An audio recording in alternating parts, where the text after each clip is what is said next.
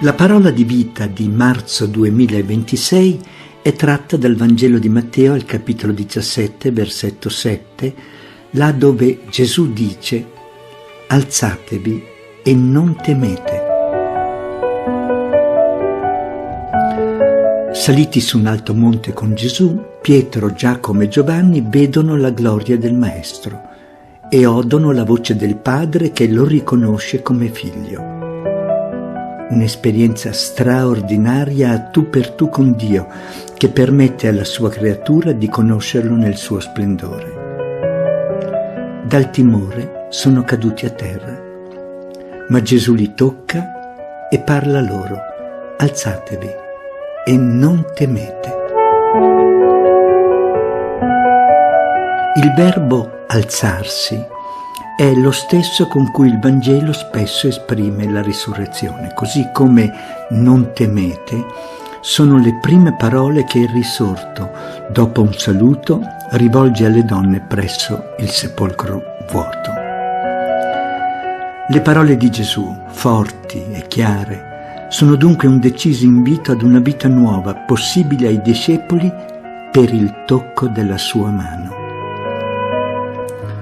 Anche noi a volte siamo frenati dalle nostre paure, appesantiti dalle prove della vita, dalle situazioni senza sbocco. Non possiamo contare solo sulle nostre forze per ritrovare lo slancio della testimonianza, ma piuttosto sulla grazia di Dio che sempre ci precede. Chi non passa attraverso la prova, scrive Chiara Lubick, essa assume i volti del fallimento, della povertà, della depressione, del dubbio, della tentazione.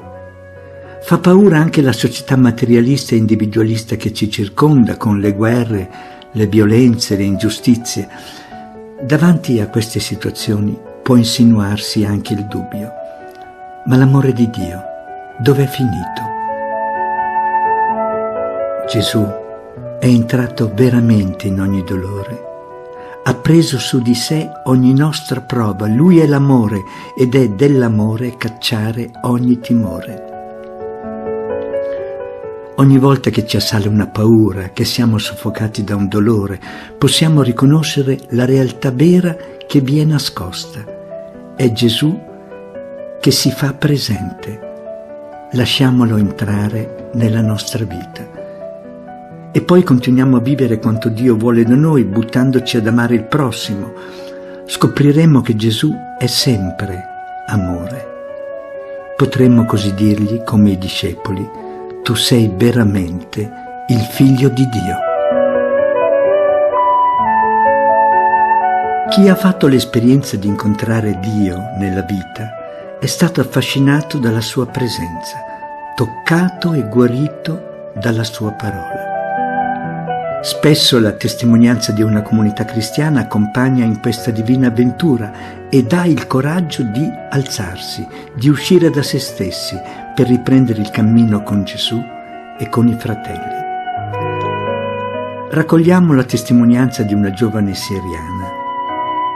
Alla fine dello scorso anno il mio paese ha vissuto un momento molto difficile. La mia città è stata colpita da un'ondata di caos e di paura.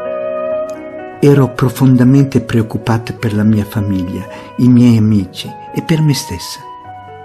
In mezzo a tanta incertezza cercavo di rimanere salda nella speranza in Dio, provando a restare forte nonostante tutto.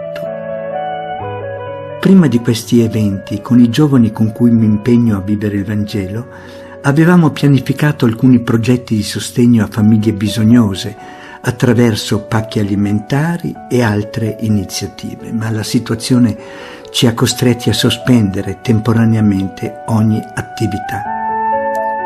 Dopo alcuni giorni siamo riusciti a riunirci e in quell'incontro abbiamo trovato forza e coraggio gli uni negli altri. Abbiamo deciso di non lasciarci sopraffare dalla paura, ma di mettere la nostra fiducia in Gesù e continuare il cammino che avevamo iniziato. Con fede condivisa siamo riusciti ad aiutare più di 40 famiglie che avevano realmente bisogno di sostegno. In mezzo a quelle difficoltà abbiamo sentito che, grazie all'amore di Dio e alla nostra unità, potevamo davvero fare la differenza.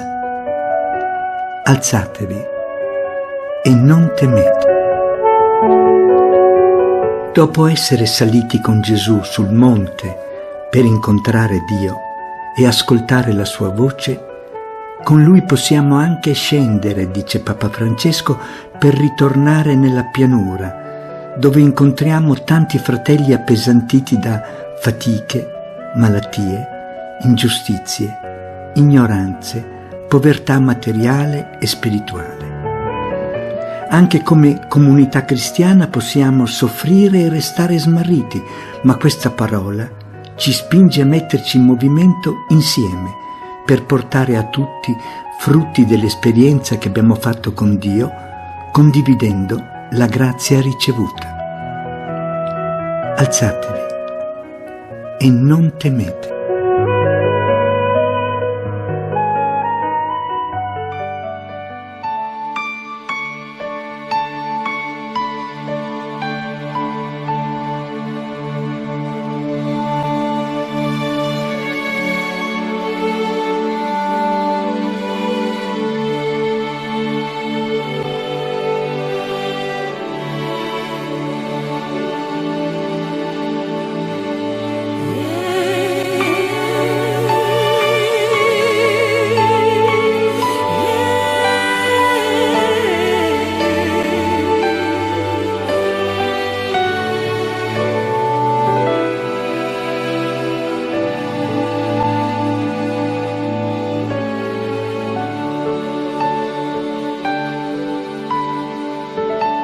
The shadows they are falling, hear the evening calling.